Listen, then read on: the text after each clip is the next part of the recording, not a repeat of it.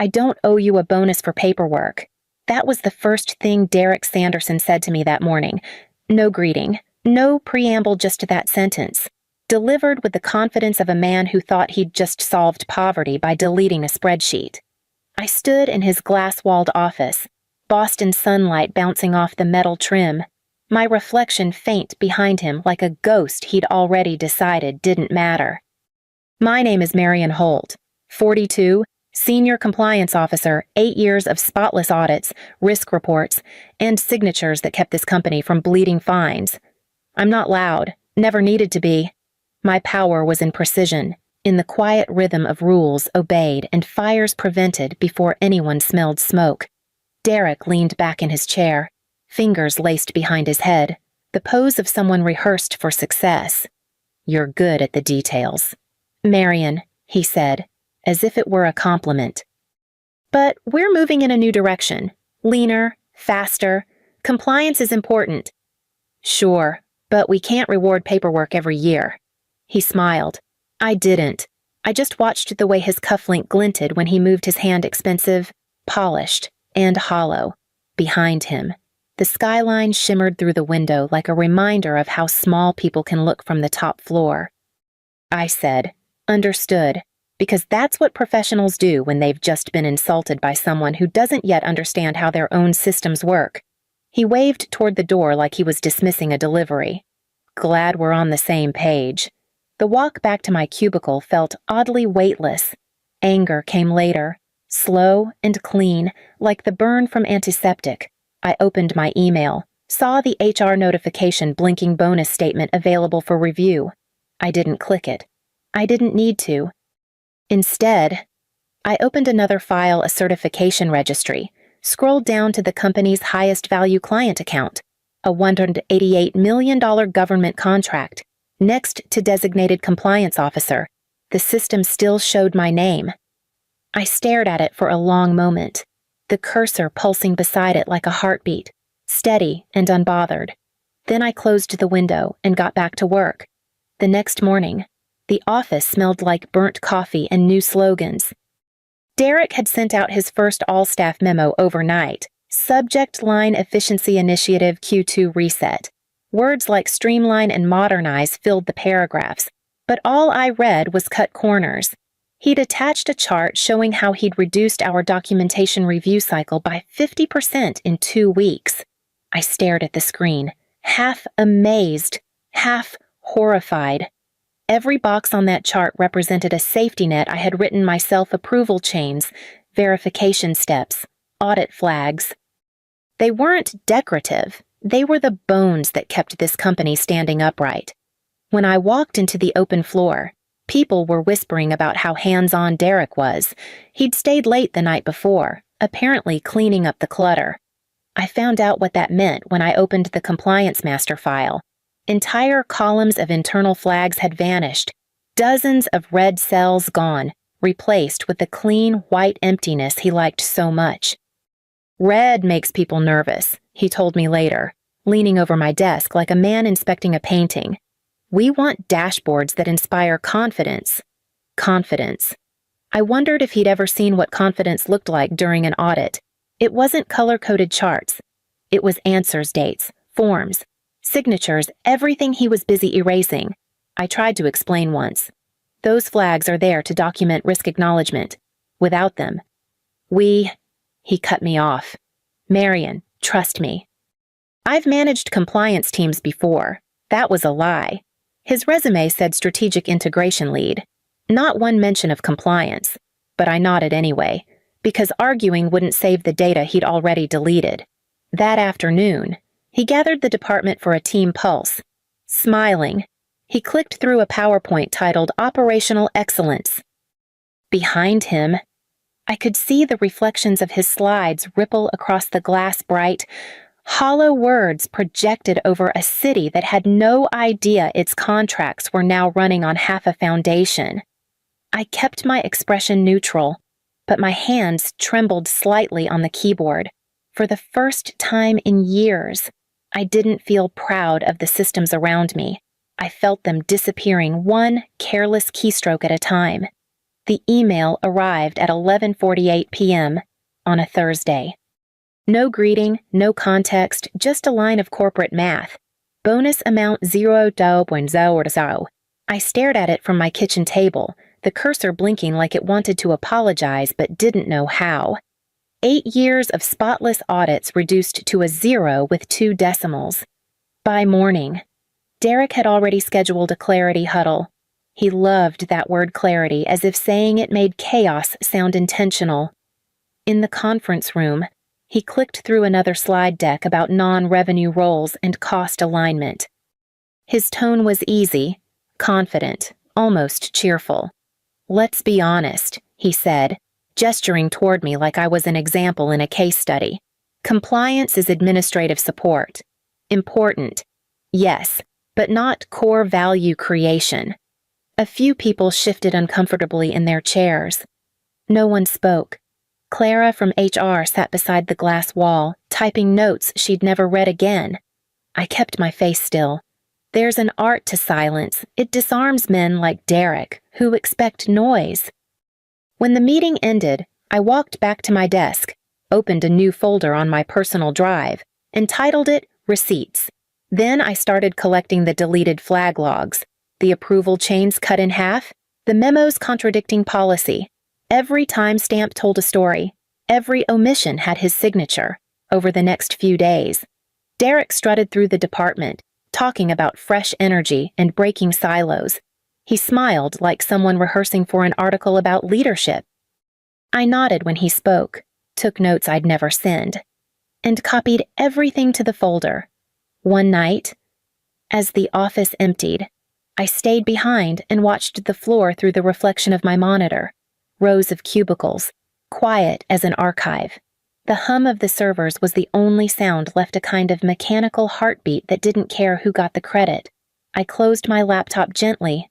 Betrayal had lost its sting. What remained was something sharper, steadier, not anger accuracy. After years of fixing other people's errors before they surfaced, I stopped. No announcements, no rebellion, just absence. The first Monday, I didn't correct Derek's mislabeled forms. A small thrill ran through me. The spreadsheet stayed wrong. The system didn't crash. The world went on pretending everything was fine. By the end of the week, the backlog had tripled. Audit checklists sat untouched, contract renewals unsigned. Derek called it progress. He liked how clean the dashboards looked now. All green 'cause no one had logged any risks. I spent my lunches at my desk, quietly backing up what mattered: USB drives, cloud folders, encrypted archives, and insurance policy for my own sanity. Each file I saved felt like reclaiming a piece of myself from the machine I had built. On Wednesday, Clara from HR stopped by, holding a sealed envelope. Her voice was soft, practiced. Organizational alignment memo. "Effective immediately. Your position is being reclassified." I thanked her before she finished the sentence. "Associate Compliance Analyst." 2 words smaller than what I'd earned, but lighter somehow. A title that said I didn't have to hold the building up anymore. That evening, I stayed late not to work, but to walk the quiet floor one last time as it used to be. The fluorescent lights hummed overhead. Desks glowed with forgotten screensavers. I passed the glass wall of Derek's office. He was gone. Of course, probably networking over drinks, celebrating his leaner model. I stood at my cubicle and looked at the rows of reports I'd once guarded like a second home. Somewhere between the noise and the data, I'd become invisible, and now, that invisibility felt like armor. Before leaving, I printed a final copy of the compliance directory and slipped it into my bag. My name was still there, attached to the $188 million account, blinking quietly in the system like a light no one had bothered to switch off. Outside, the Boston air smelled of rain and exhaust. For the first time in years, I walked home without rehearsing tomorrow's tasks. I didn't owe the system anything anymore. I decided to leave the same way I'd worked: quietly, thoroughly, without fanfare. The offboarding checklist was 12 pages long. I followed every line. Returned my ID badge, forwarded my final reports.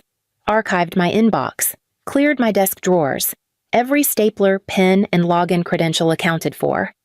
Clara from HR sat across from me in the small conference room, reading from the exit form like it was scripture. "We appreciate your contributions. Marion, you've always been reliable." Her smile was kind, but distant the smile of someone trained to close doors gently. When she reached the section for credential transfers, she paused, pen hovering. "Derek mentioned he'd already handled your certifications." "Right." I nodded once. She ticked the box. No verification. No follow-up. The system of trust had always been my job to maintain. Now it was theirs, and they didn't even notice the gap. That afternoon, legal sent a form letter thanking me for my years of operational diligence. I saved it to my personal drive, then deleted the original from my inbox. The building hummed around me, printers spitting, keyboards tapping, the muffled ring of phones. It all sounded strangely far away, like I was already gone. At 4:53 p.m., I performed the final step, logged into the compliance portal, and confirmed all handovers except one, the field labeled Designated Officer, Client Contract 7A. Value $188,000, still bore my name. There was a box below it for new officer assignment. I left it blank. It wasn't revenge. It was precision. The process required a formal reassignment and confirmation by both HR and legal. Neither had asked. So, I didn't act. When the elevator doors closed behind me for the last time, the office faded into a blur of glass and static light. I stepped into the gray Boston evening with a small cardboard box in my arms, half the weight of my old responsibilities, but somehow heavier in meaning. Somewhere high above, my name still glowed inside a database, quietly holding the signature that everyone assumed had already been replaced. 4 weeks after I left Halverson Dynamics, my mornings settled into something resembling peace. The apartment was small but bright, tucked along the Charles River where the wind carried the smell of rain and coffee from the cafes below. I still woke early, out of habit, and opened my laptop before breakfast. Old reflexes die slower than jobs. That Tuesday, I checked the public compliance registry part curiosity, part muscle memory. Halverson Dynamics sat on the list, just as it always had. But a new notice pulsed beside their name. Pending renewal, 4 days remaining. The number blinked red, steady, unhurried. I sipped my coffee and watched it like weather inevitable. Predictable. Back at the office I'd left behind, Derek was probably striding through meetings, speaking in acronyms. I could imagine him waving off the audit alerts flooding his inbox. "It's just an IT lag," he would say, confident that the world always fixed itself around him. The thing about compliance systems is they don't panic. They just wait. Each reminder escalates automatically. Each alert quietly climbing the chain until it reaches someone who understands the language of risk. I'd spent years writing those very escalation paths. I knew exactly how long it took before the word expired appeared in the report header. My phone buzzed a message from Clara Hope. "You're doing okay." "Things are hectic here." I didn't reply. What was there to say? The company was still standing, for now. My name was still printed beneath a line labeled Designated Officer, the digital version of a heartbeat still echoing inside their system. Outside, rowers cut across the river in synchronized silence, their oars slicing the surface clean. I admired their precision, the kind that comes from trust, everyone pulling evenly, no one pretending to steer. I closed the registry tab, then the laptop. The red notice would keep blinking, and Derek would keep ignoring it until someone higher up couldn't. The sky outside darkened to steel, the kind of Boston dusk that promises a storm. I leaned back in my chair and let the quiet fill the room. The email went out at 7:42 a.m. Urgent compliance review, attendance required. By the time Derek reached the boardroom, the long table was already full. Legal, procurement, finance, and one unfamiliar face in a gray suit. The man didn't stand when Derek entered. He simply opened a folder, removed a printed sheet, and placed it at the center of the table.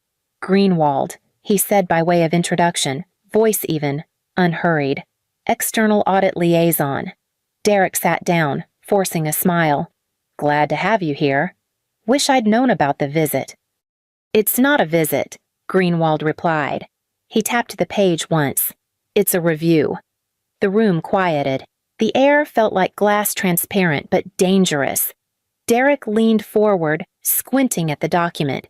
He recognized the header immediately. Halverson Dynamics, Compliance Certificate. Officer Marion E. Holt. Greenwald read aloud, each syllable sharp. His eyes didn't lift from the page. Status expired. Someone in legal exhaled too loudly. Procurement froze mid-note. Derek laughed once. Brittle. "That can't be right. Probably an IT lag. We've been updating," Greenwald looked up. "This certificate governs your $188 million client contract. Without an active designated officer, the contract is non-compliant." He paused, then repeated, "Slower. Explain." The word hung there, surgical and final. Derek's mouth moved before his brain caught up. Marion was supposed to transition the credentials before she left. HR handled the paperwork. A woman from HR shifted uncomfortably. "We didn't receive a confirmation." Greenwald turned to her. "And yet the system still lists her as active officer." Across the table, pens scratched. The CFO's phone buzzed once, then went still. Greenwald slid the certificate toward Derek. The single word "expired" stared back, black and absolute. "This lapse triggers immediate risk review," Greenwald continued.